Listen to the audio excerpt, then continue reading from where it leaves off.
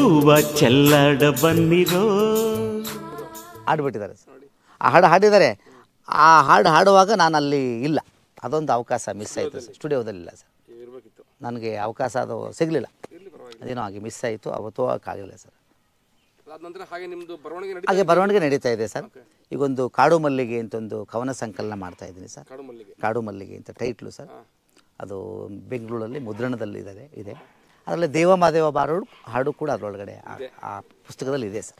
ಈಗ ಇನ್ನೊಂದು ಪ್ರಶ್ನೆ, ಈಗ ದೇವ ಮಾದೇವ ಬಾರೋ ಹಾಡು ನೀವೇನು ರೈಟ್ಸ್ ಕೊಟ್ಬಿಟ್ಟಿದ್ದೀರಾ ಅಂತ? ಈಗ ನೀವು ನನಗೂ ಇದಕ್ಕೂ ಇನ್ನು ಹಕ್ಕು ಏನಿಲ್ಲ ಇದ್ರ ಮೇಲೆ ಅಂತ ಇದೆಯಾ, ಅಥವಾ ನೀವು ಆ ಥರ ಏನು ನಾವು ಯಾವುದೇ ರೀತಿ ಬರವಣಿಗೆನಲ್ಲಿ ಕೊಟ್ಟಿದ್ದಿಲ್ಲ ಸರ್. ಅವತ್ತು ಸುಮ್ಮನೆ ವಿಜಯಲಕ್ಷ್ಮಿ ಲಾಡ್ಜ್ ಕೊಳ್ಳೇಗಾಲಕ್ಕೆ ಬಂದಿದ್ದರು, ಹೋಗಿದ್ದೆ ಸರ್. ಒಂದು ಹಾಡು ಬರೀರಿ, ಯಾಕಂದರೆ ಇದಾದ ಮೇಲೆ ಹೂವ ಚೆಲ್ಲಾಡ ಬನ್ನಿರೋ ಆದಮೇಲೆ ನನಗೆ ಅವಕಾಶ ಸಿಕ್ತು. ಅದು ರವಿಕುಮಾರ್ ಅವರೇನೆ ಕರ್ಕೊಂಡರು. ಒಂದು ಹಾಡು ಅಲ್ಲ, ಸುಮಾರು ಹಾಡು ರೆಡಿ ಇತ್ತು. ಬರವಣಿಗೆ ನಡೀತಾ ಇದೆ ಈಗಲೂ? ಈಗಲೂ ಬರವಣಿಗೆ ನಡೀತಾ ಇದೆ ಸರ್. ಒಂದು ಕಾಡು ಮಲ್ಲಿಗೆ ಅಂತಕ್ಕಂಥ ಒಂದು ಕವನ ಸಂಕಲನ, ಅದು ಮೊದಲನೇದು. ಅದು ಮನು ಬುಕ್ ಲೈನ್ಸ್ ಅವರು ಎಳೆಂದವರು, ಆ ಹುಡುಗರು ಅಲ್ಲಿ ಮಾಡ್ತಾಯಿದ್ದಾರೆ ಸರ್. ಅವರು ಎಷ್ಟು ಕವನಗಳ ಸಂಕಲನ ಅದು? ಅದು ಮೊದಲನೇದು ಸರ್. ಅದು ಅದರಲ್ಲಿ 69 ಕವಿತೆಗಳಿದೆ, 69 ಕವಿತೆಗಳಿದೆ. ಅದರಲ್ಲಿ ದೇವ ಮಾದೇವನೂ ಇದೆ, ದೇವ ಮಾದೇವ ಬಾರನೂ ಇದೆ ಸರ್. ಅದರಲ್ಲಿ ಮೊದಲನೇ ಕವಿತೆ ತಾಯಿ ಮೇಲಿದೆ. ತಾಯಿ ನಿನ್ನ ಪ್ರೀತಿಗೆ ಏನು ಹೋಲಿಕೆ, ನೀನೇ ನನ್ನ ಬಳಿಯಲ್ಲಿರಲು ದೇವರೇತಕ್ಕೆ. ಈಗ ಮಹದೇಶ್ವರ ಮಹಿಮೆ ಕ್ಯಾಸೆಟ್ ಮಾಡಿದಾಗ ತಾವು ಏನು ಹಾಡು ಬರೆದಿದ್ದೀರಿ, ಅದೇನು ಅಂದರೆ ಕಾಪಿ ರೈಟ್ಸ್ ಅಂತ ಏನು ಕರಿತೀವಿ, ಹಕ್ಕು ಬಾಧ್ಯತೆ ಬರ್ಕೊಟ್ಬಿಟ್ಟಿದ್ದೀರಾ? ಇಲ್ಲ ಏನು ನಮ್ಮಲ್ಲಿ ಯಾವುದೇ ರೀತಿ ಬರವಣಿಗೆಲೇನು ಅವರು ಬರೆಸ್ಕೊಂಡಿದ್ದಿಲ್ಲ ಸರ್. ಆವಾಗ ಸುಮ್ಮನೆ ಬಂದಿದ್ದರು. ನಾವು ಅವರ ಅಭಿಮಾನಿಗಳು ಕೂಡ, ಮಳವಳ್ಳಿ ಮಹೇಶ್ವಾಮಿ ಅವರ ಅಭಿಮಾನಿ. ನಮ್ಮ ಮನೆಗೆಲ್ಲ ಸಾಕಷ್ಟು ಬಾರಿ ಬಂದಿದ್ದಾರೆ, ಇಲ್ಲಿಗೂ ಬಂದಿದ್ದಾರೆ ಸರ್. ಮೊನ್ನೆನೋ ತೇರಂಜಿನೂ ಬಂದಿದ್ದರು. ಒಂದು ಬೆಳಗ್ಗೆ ರಂಗಪ್ಪಂದು ಒಂದು ಹಾಡು ಮಾಡಬೇಕು ಅಂತ ಹೇಳಿದ್ದಾರೆ, ಅದು ರೆಡಿ ಮಾಡಿ ಇಟ್ಟಿದ್ದೀನಿ ಸರ್. ಆವಾಗ ಕೇಳಿದ್ರು ಒಂದು ಹಾಡು ಬರೆಯಬೇಕು ಅಂತ. ಖಂಡಿತ ಬರ್ಕೊಡ್ತೀನಿ ಅಣ್ಣ ಅಂದ್ಬಿಟ್ಟು ಬರ್ಕೊಟ್ಟೆ ಸರ್. ಯಾವುದೇ ರೀತಿ ಬರವಣಿಗೆ ಹಕ್ಕು ಬಾಧ್ಯತೆ ಅಂತೇನಿಲ್ಲ ಸರ್, ನಾವು ಹಕ್ಕನ್ನು ಕೊಟ್ಟಿಲ್ಲ ಅವ್ರಿಗೆ. ಅವರು ಹಾಡನ್ನು ಬರೆಸ್ಕೊಂಡ್ರು, ಆಲ್ಬಮ್ ಮಾಡಿದ್ರು. ಅವ್ರೇನು ಮಾಡ್ಕೊಂಡಿದ್ದಾರೋ ಗೊತ್ತಿಲ್ಲ. ಆ ಹಾಡನ್ನ ರೈಟ್ರಾಗಿ ನಾನು ಯಾವುದೇ ರೀತಿ ಹಕ್ಕನ್ನು ಅವ್ರಿಗೆ ಕೊಟ್ಟಿಲ್ಲ ಸರ್. ಅಂದರೆ ಈಗ ನಾಳೆ ದಿನ ಯಾರಾದರೂ ಸಿನಿಮಾ ಮಾಡ್ತೀನಿ ಅಂತ ಬಂದವರು ಖಂಡಿತ ಒಂದು ಮಹದೇಶ್ವರನ ಹಾಡು ನಾವು ಸಿನಿಮಾಗೆ ಬಳಸ್ತೀವಿ ಅಂದಾಗ ಏನು, ಹೌದು ಸರ್, ನೀವು ಆಸ್ ಎ ಸಾಹಿತಿಯಾಗಿ ಒಬ್ಬ ಬರಹಗಾರರಾಗಿ ನಿಮ್ಗೆ ಹಕ್ಕಿದೆ ಅಂತ? ಖಂಡಿತ ಸರ್, ನಾನು ಅದನ್ನು ಭಾಳ ಪ್ರೀತಿಯಿಂದ ಒಪ್ಕೊಳ್ತೀನಿ ಸರ್. ಯಾರೇ ಬಂದು ದೇವ ಮಾದೇವ ಬಾರೋ ಹಾಡನ್ನ ಮತ್ತೆ ನಾವು ಬಳಸ್ಕೊಳ್ತೀವಿ ಅಂದರೆ ಅದರದ್ದು ಸಂಪೂರ್ಣ ಜವಾಬ್ದಾರಿ ನನ್ನದೇ ಇರೋದ್ರಿಂದ ನಾನು ಪ್ರೀತಿಯಿಂದ ಕೊಡ್ತೀನಿ. ಯಾರಿಗೂ ನಾನು ನನ್ನ ಹಾಡನ್ನು ಹಕ್ಕು ಯಾರಿಗೂ ಕೊಟ್ಟಿಲ್ಲ. ಅದನ್ನು ಅವರು ನನ್ನ ಬಳಸ್ಕೊಂಡಿದ್ದಾರೆ, ಮಾಡಿದ್ದಾರೆ, ಕ್ಯಾಸೆಟ್ ಮಾಡಿದ್ದಾರೆ. ಏನು ನಿಮಗೂ ಮಹದೇಶ್ವರಂಗೂ ಏನು ನಂಟು ಅಂತ? ಇಲ್ಲ ಸರ್, ಆ ಥರ ಏನಿಲ್ಲ. ನಾನು ಆ್ಯಕ್ಚುಲಿ ಅಂತಂದರೆ ನಾವು ಸ್ವಲ್ಪ ದೇವ್ರನ್ನ ನಂಬ್ತೀವೋ ಬಿಡ್ತೀವೋ ನಮಗೆ ಗೊತ್ತಿಲ್ಲ. ಅದು ಭಾಳ ಇಕ್ಕಟ್ಟಲ್ಲಿದ್ದೀವಿ, ದೇವ್ರು ಇದೆಯೋ ಇಲ್ಲವೋ. ಯಾಕಂದರೆ ನಾವು ವಿಜ್ಞಾನ ಟೀಚರ್ಗಳು ನಾವೆಲ್ಲ. ದೇವರು ಅಂದರೆ ಪ್ರಕೃತಿನೇ ದೇವರು ಅಂದ್ಕೊಂಡಿರೋರು. ಬಟ್ ಅವ್ರು ಸಾಹಿತಿಗಳಾಗಿ ನಮಗೊಂದು ಹಾಡು ಬರ್ಕೊಡಿ ಅಂದಾಗ ನಾವು ಅವ್ರ ಮನೋಭಾವಕ್ಕೆ ಏನು ಬೇಕು ಅದನ್ನೇ ಬರ್ಕೊಡ್ಬೇಕು ಸರ್. ಇನ್ಯಾರೋ ಬಂದು ದೇವ್ರು ಇಲ್ಲ ಅಂತ ಬರ್ಕೊಡಿ ಅಂದರೆ ಅದನ್ನು ಬರ್ಕೊಡ್ತೀವಿ. ಮುಂಗೈಲಿ ಜೋಳಿಗೆ ರುದ್ರಾಕ್ಷಿ ಕೊರಳಿಗೆ ಕೈಯಲ್ಲಿ ಕಂಸಾಳೆ. ಸೂರ್ಯ ಪ್ರಕೃತಿನೇ ದೇವರು, ಹಂಗೆ ಬರೀರಿ ಸರ್. ಇದೆಲ್ಲ ಈಶ್ವರ ಕುವೆಂಪು ಅವ್ರ ಥರ ನಮಗೆ ವಿಶ್ವಮಾನವಂತರ ಹಾಡು ಬರ್ಕೊಡಿ ಅಂದರೆ ಅದನ್ನು ಬರ್ಕೊಡ್ತೀವಿ ಸರ್. ಬಿಟ್ರಲ್ಲ ನಿಮ್ಮ ಹಾಡನ್ನ ಕೇಳಿದಾಗ, ಪ್ರತಿ ಸಲ ಕೇಳಿದಾಗಲೂ ಏನು ನೋವಿನಿಂದ ಆ ಸಾಹಿತ್ಯ ಬರೆಯುವಂಥ ಸಂದರ್ಭದಲ್ಲಿ ನಿಮ್ಮ ಮನಸ್ಥಿತಿ ಹೇಗಿತ್ತು ಅಂತ, ಲೈಕ್ ಅದನ್ನು ತಿಳ್ಕೊಬೇಕು ಅಂತ ಆಸೆ? ಇಲ್ಲ ಸರ್, ಅದು ಮನಸ್ಥಿತಿ ಅನ್ನೋಕ್ಕಿಂತ ಹೆಚ್ಚಾಗಿ ವೈಯಕ್ತಿಕ ಬದುಕನ್ನ ಇಟ್ಕೊಂಡು ಬರೆದ ಹಾಡ ಅಥವಾ ಸಾಮಾಜಿಕವಾಗಿ ಸರ್. ಯಾಕಂದರೆ ನಾವು ಎಷ್ಟೋ ಹಾಡುಗಳನ್ನ ಕೇಳಿದ್ದೀವಿ. ಕೆಲವು ದೇವರನ್ನು ನಿವೇದನೆ ಮಾಡ್ಕೊಳ್ತಾರೆ, ನನಗೆ ಈ ಥರ ಕಷ್ಟ ಇದೆ ಕಾಪಾಡು ಅಂತಾರೆ. ಅಥವಾ ನನ್ನ ಮನೆಗೆ ಬಂದು ನೀನು ಬಂದು ಹೋಗು ಅಂತ ದೇವ್ರನ್ನ ಮನೆಗೆ ಕರೆದಿದೆಯಲ್ಲ ಸರ್ ಭಕ್ತ, ಅದು ತುಂಬ ಆತ್ಮೀಯವಾದ ಸಂಬಂಧ.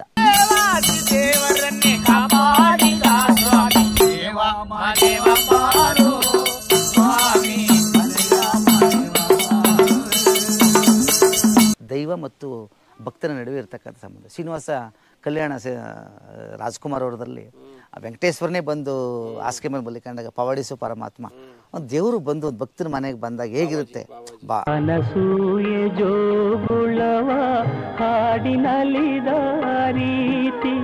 ಹಾಗಾಗಿ ಆ ಒಂದು ಭಾವನೆಯೇ ದೊಡ್ಡದು. ಹಾಗಾಗಿ ದೇವ್ರನ್ನ ಮನೆಗೆ ಕರೆಯೋ ಪ್ರಯತ್ನ ಮಾಡಿ ಬರೆದಂಥ ಹಾಡು ಸರ್, ಸ್ವತಃ ರಾಗ ಸರ್ ಅದು. ನಿಮ್ಮ ಹಾಡಲ್ಲಿ ಈ ದೇವರು ಅಂದರೆ ಬಡವರಿಗೆ ಸಂಬಂಧಪಟ್ಟವನು ಅಂತ ಎಲ್ಲ ಒಂದು ಕಡೆ ಬಿಂಬಿಸ್ತಾ ಇದ್ಲ್ವಾ ಅಂತ? ಇಲ್ಲ ಸರ್, ಖಂಡಿತ ಇಲ್ಲ. ದೇವರು ಅಂದರೆ ಸಾರ್ವಜನಿಕ, ಬಡವರಿಗೆ ಎಲ್ರಿಗೂ ದೇವರೇ ಸರ್. ಹೌದು, ದೀನ ದಯಾ ಬಂದು ನೀನೇ ಗತಿಯು ಮುಂದೆ ಅಂತ ಸಾಹಿತ್ಯ ಇದೆ ಸರ್. ಹ್ಞೂ ಸರ್. ಎಲ್ಲ ಒಂದ್ ಕಡೆ ಬಡವರನ್ನ ಮನಸ್ಸಲ್ಲಿ ಇಟ್ಕೊಂಡು ಬರೆದ ಹಾಡು ಅಂತ ನನ್ನ ಪ್ರಶ್ನೆ. ಓಕೆ ಸರ್, ಇಲ್ಲ ಅದು ಆ ಸಂದರ್ಭದಲ್ಲಿ ಬಾಳಲ್ಲಿ ಬಲೂನ್ ಒಂದು ಬಳಲಿರೋ ತಂದೆ ಅಂತ ಬಂತು. ಸೊ ಬಾಳಲ್ಲಿ ಬಲೂನ್ ಹೊಂದ್ಬೇಕಾದ್ರೆ ಅವ್ನು ಬಡವನಾಗಿರಬೇಕು ಅಥವಾ ಇನ್ನೇನೋ ಅವನಿಗೆ ಕಾಯಿಲೆ ಬಂದಿರಬೇಕು.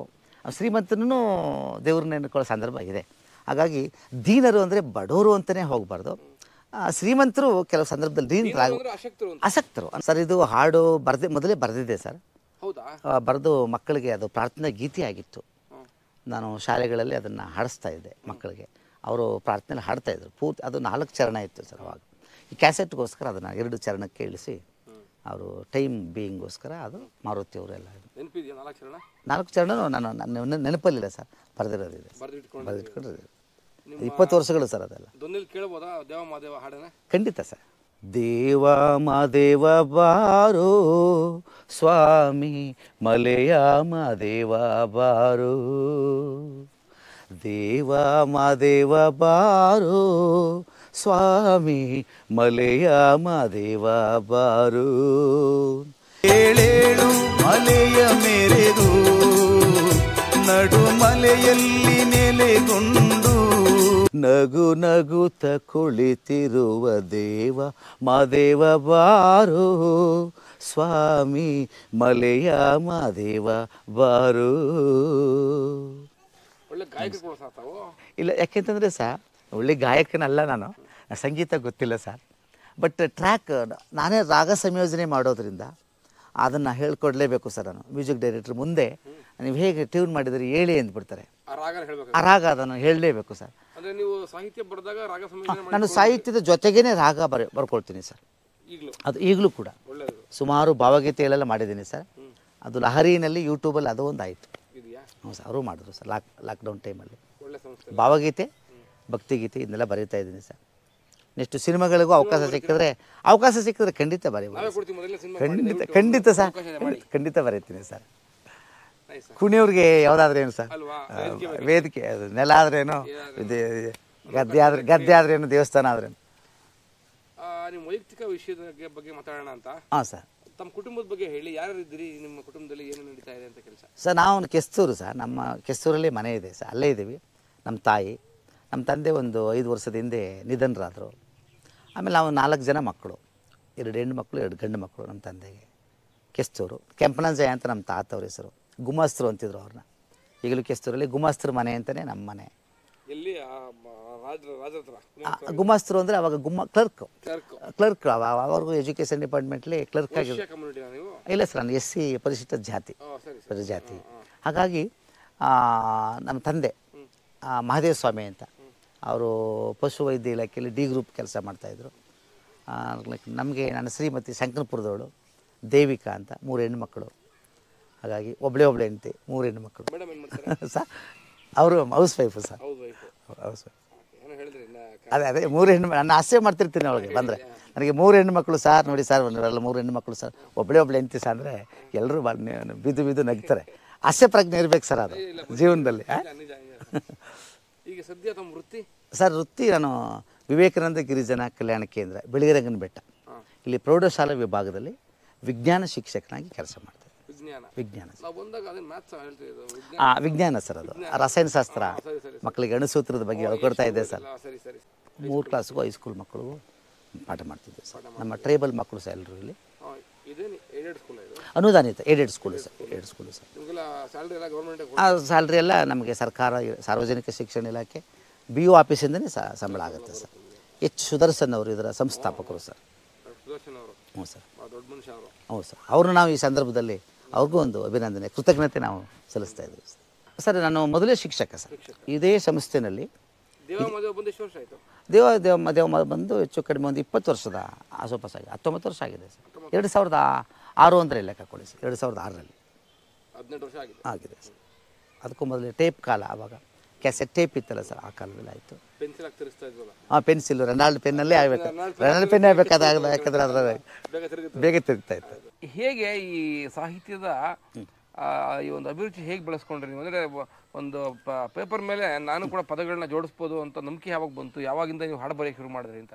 ಸರ್, ನಾನು ಮೆಚ್ಚಿನ ಚಿತ್ರಗೀತೆಗಳಿಗೆ ಪತ್ರ ಬರೆದು ಆಕಾಶವಾಣಿಗೆ ನಾವು ರೇಡಿಯೋ ಕೇಳ್ತಿದ್ದವರು. ಪತ್ರ ಬರೆಯೋದು, ಕೇಳುಗರ ಕೋರಿಕೆ ಅಂತ ಬರೋದು, ಮೆಚ್ಚಿನ ಚಿತ್ರಗೀತೆ, ಇಂಥ ಚಿತ್ರ ಇಂಥ ಹಾಡಾಕಿ ಅಂತ ನಮ್ಮ ಹೆಸರೆಲ್ಲ ಹೇಳೋರು ಅವರು. ನಮಗೆ ಖುಷಿ. ಒಂದೇ ಹಾಡಿಗೆ 20 ಹೆಸರು ಹೇಳ್ತಾ ಇದ್ರಲ್ಲ. ಹೌದು ಸರ್, ಒಂದೇ ಹಾಡು ಹೇಳ್ತಾ ಇದ್ರು. ಆಮೇಲೆ ನಮ್ಮೂರವರೇ, ನಮ್ಮ ಬಸವರಾಜ್ ಕೆಸ್ತೂರವರು, ಅವರು ದೊಡ್ಡ ಸಾಹಿತಿಗಳು, ಶಬರಿಮಲೆ ಹಾಡೆಲ್ಲ ಬರೆದಿದ್ದಾರೆ. ಕಾನನವಾಸ ಬಸವರಾಜ್ ಕೆಸ್ತೂರವರೇ ಬರ್ದಿರೋ ಹಾಡು ಸರ್ ಅದು.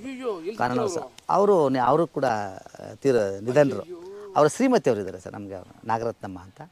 ಅವ್ರ ಮಕ್ಕಳು ಕಾನನವಾಸ ಕಲಿಯುಗ ವರದ, ಅದು ಎಲ್ಲ ಭಾಷೆಯಲ್ಲೂ ಆಗಿರಬಹುದು ಅದು. ಬಟ್ ಯೇಸುದಾಸ್ ಅವರು ಆಲ್ಬಮ್ ವಾಲ್ಯೂಮ್ 1, 2, 3 ಅಂತೆಲ್ಲ ಮಾಡಿದೆ ಸರ್. ಅದು ಕಿಸ್ತೂರು ಬಸವರಾಜ್ ಅವರು ಬರೆದಂತಹ ಹಾಡು, ಯೌವನದ ಹೊಳೆಯಲ್ಲಿ ಅವರು ಬರೆದರು. ಕಾನನವಾಸ ಸರ್ ಅಯ್ಯಪ್ಪನ ಆಲ್ಬಮ್ ಅಲ್ಲಿ ಸಿಕ್ಕಾಪಟ್ಟೆ ಫೇಮಸ್ ಹಾಡು, ಒಳ್ಳೆ ಹಾಡು ಸರ್ ಅದು. ಯೇಸುದಾಸ್ ಹಾಡು. ಹೌದು ಸರ್. ಅಲ್ವಾ? ಪಾದವ ನಂಬಿರುವೆ ಪ್ರಭು ಪಾದವ ನಂಬಿರುವೆ ಅಂತ ಅವೆಲ್ಲ ಹಾಡುಗಳು ಬಸವರಾಜ್ ಕೆಸ್ತೂರು. ಆವಾಗಲೇ ಅದು ಎಲ್ಲ ಭಾಷೆಯಲ್ಲೂ ಆಗಿದೆ ಸರ್ ಅದು.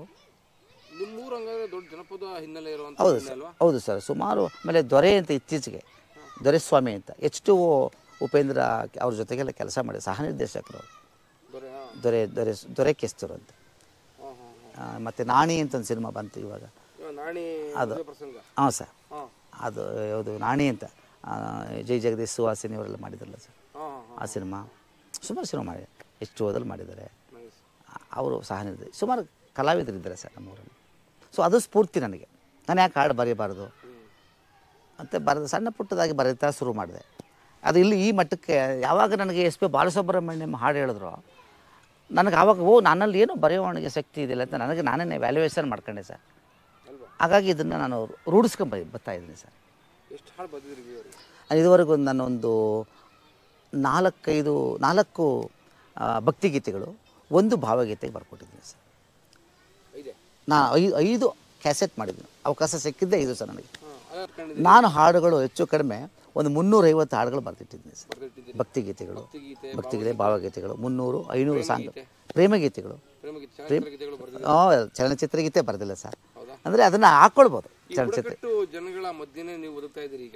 ಬುಡಕಟ್ಟು ಸೋಲಿಗ ಮಕ್ಕಳಿಗೆ ಪಾಠ ಮಾಡ್ತೀರಿ. ಹ್ಞೂ ಸರ್, ಹೌದು ಸರ್. ಸೋಲಿಗರ ಬಗ್ಗೆ ಏನು ಹಾಡು ಬರೆದಿಲ್ವಾ ನೀವು? ಸೋಲಿಗರ ಬಗ್ಗೆ ಬರೆದಿಲ್ಲ ಸರ್. ಕಾಡು ಮಲ್ಲಿಗೆನಲ್ಲಿ ಈ ಸೋಲಿಗರ ದೊಡ್ಡ ಸಂಪಿಗೆ ಅಂತ ಒಂದು ಜಾಗ ಇದೆ. ಅದು ನಮ್ಮ ಚಾಮರಾಜನಗರ ಜಿಲ್ಲೆ ಬಗ್ಗೆ ಒಂದು ಹಾಡು ಬರೀಬೇಕಿತ್ತು. ಸೊ ಹಾಗಾಗಿ ಸೋಲಿಗರದ್ದು ಅಲ್ಲೊಂದು ಅದನ್ನು ಹಾಕಿ ಬರೆದಿದ್ದೀನಿ ಸರ್. ಪ್ರತ್ಯೇಕವಾಗಿ ಸೋಲಿಗರಿಗೆ ನಾವು ಹಾಡು ಬರೀಬೇಕಾದ್ರೆ ನಮ್ಮ ಕಲಾವಿದರು ಬಸವರಾಜ್ ಅಂತಿದ್ದಾರೆ, ಅವರು ನಾವೇ ಸೇರಿ ಒಂದು ಮಾಡಬೇಕು ಅಂತ ಇದ್ವಿ. ಮತ್ತು ಬಸವರಾಜ್ ಅವರು ನಾಟಕ ಮಾಡಿದರು ಹಿಂದೆ. ಅದರಲ್ಲಿ ಕೆಲವು ಹಾಡುಗಳಿಗೆಲ್ಲ ರಾಗ ಮಾಡಿದ್ವಿ ಸರ್ ನಾವು. ಸೋಲಿಗರ ನಾಟಕದಲ್ಲಿ ಅದಕ್ಕೆಲ್ಲ ರಾಗ ಮಾಡಿಕೊಟ್ಟಿದ್ವಿ ಸರ್. ದೊಡ್ಡ ಸಂಪಿಗೆ ಬಗ್ಗೆ ಏನು ಬರೆದಿದ್ದೀರಾ? ಸೋಲಿಗರ ಒಂದು ದೊಡ್ಡ ಸಂಪಿಗೆ ಬೀಡು ಅಂತಂದು ಒಂದು ಲೈನ್ ಬೇಕಿತ್ತು ಅಲ್ಲಿ, ಅದನ್ನು ಸೇರಿಸಿದ್ದೀವಿ ಸರ್. ಈ ಚಾಮರಾಜನಗರದಲ್ಲಿ ಕಪ್ಪು ಶಿಲೆಗಳ ತವರು ಇದು. ನನಗೆ ಇನ್ನೊಂದು ಈ ದೇವಮಾದೇವ ಬಗ್ಗೆ ಹೇಳಬೇಕು ಸರ್. ಬರೆಯೋ ತನಕ ಇದು ನನ್ನ ಹಾಡಾಗಿತ್ತು ಸರ್. ಬರೆದ ಮೇಲೆ ಮಕ್ಕಳಿಗೆ ಯಾವಾಗ ನಾನು ಪ್ರಾರ್ಥನೆ ಗೀತೆ ಹೇಳ್ಕೊಟ್ಟು ಮಕ್ಕಳು ಹಾಡೋಕ್ಕೆ ಶುರು ಮಾಡಿಬಿಟ್ರು, ಮಕ್ಕಳ ಗೀತೆ ಆಗೋಯ್ತದೆ. ಆಮೇಲೆ ಯಾವಾಗ ಅಲ್ಲಿ ಹೋಗಿ ನಾನು ಸ್ಟುಡಿಯೋದಲ್ಲಿ ಮಾರುತಿಯವ್ರ ಮುಂದೆ ಮ್ಯೂಸಿಕಲ್ ಹೇಳಿದ್ವೋ ಒಳ್ಳೆ ಸಂಗೀತ ಮಾಡಿದ್ರು ಸರ್. ಆವಾಗ ಅದು ಮಾರುತಿಯವ್ರ ಗೀತೆ ಆಯಿತು. ಅವರು ಆ ಗೀತೆನ ತಮ್ಮದಾಗಿ ಮಾಡ್ಕೊಂಡು ಒಳ್ಳೆ ಸಂಗೀತ ಮಾಡಿದ್ರು. ಆಮೇಲೆ ರವಿಕುಮಾರ್ ಅವರು ಅದನ್ನು ಕೇಳಿ ಭಾಳ ಮನ ತುಂಬಿ ಹಾಡಿದ್ರು. ಅದನ್ನು ಹೊಸ ಟ್ಯೂನ್ ಅದು ಬೇಕಿತ್ತು ಆವಾಗ ಗಾಯಕರ ಹಾಡಾಯಿತು. ಇವಾಗ ಅದು ಎಲ್ಲರೂ ಅದನ್ನು ಕೇಳಿದ ಮೇಲೆ ಎಲ್ಲರ ಹಾಡಾಗಿದೆ ಸರ್. ಅದು ವಿಶ್ವದ ಹಾಡಾಗಿದೆ. ಏಳೇಳು ಮಲೆಯ ಮೇರೆದು ನಡು ಮಲೆಯಲ್ಲಿ ನೆಲೆಗೊಂಡು